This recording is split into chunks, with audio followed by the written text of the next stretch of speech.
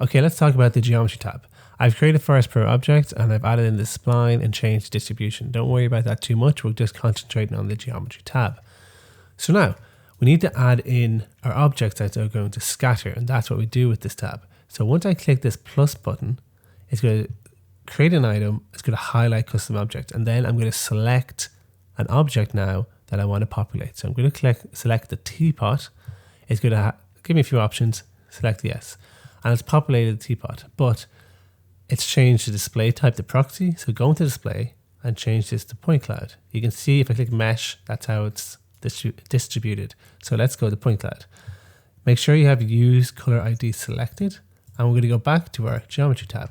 We're then going to add in the other objects. The exact same way we did. Click plus, new item, select this, plus, new item, select this. Okay, so they're populated.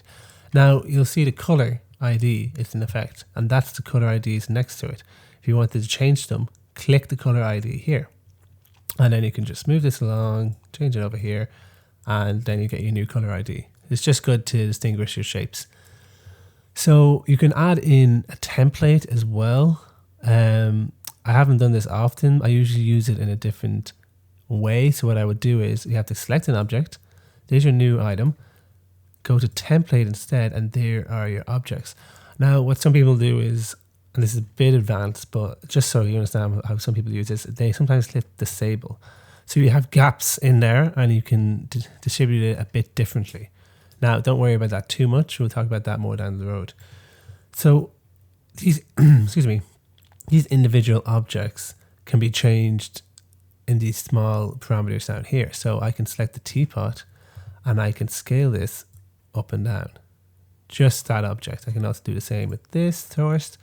Bring this up and down, and then we can also change the Z offset.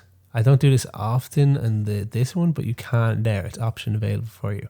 Sometimes it's good for, like, I did use it recently on a table where I populated balconies with tables, but then I wanted to have plants on top of those tables. So I moved the plants in the exact same position as the tables, but then I grabbed the plant and moved it up higher so it would sit on top of the table. So that's where it's kind of handy. I'm going to reset that to 0. Then you have the center displace, which is just going to move it basically back and forth like that. And then collision radius, that's more down the road. You don't need to worry about that too much, but probability is something that is very important. And it is what it says. Basically, you can't go higher than 100%. You have to lower down the other ones. So here it's like, oh, I want this less, so I'm going to bring that down. And what it means that it's going to remove the torus, but it's going to populate it with the other things in your geometry tab. So it's not going to just disappear. You can't go above 100, like I said.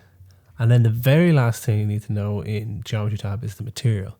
So each object can have its own material. So you select here, you can go in here and you can select your V-Ray material, and then you can go here and it's different object as well, another one, and you can have individual materials.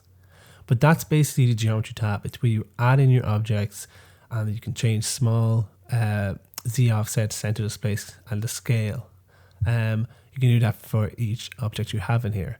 You also have a library. If I click this, and this is where you have all your library that you downloaded from i2. We will be using that later, but I don't want to get into this because it's not too important right now. Okay, so let's move on to one of the other tabs.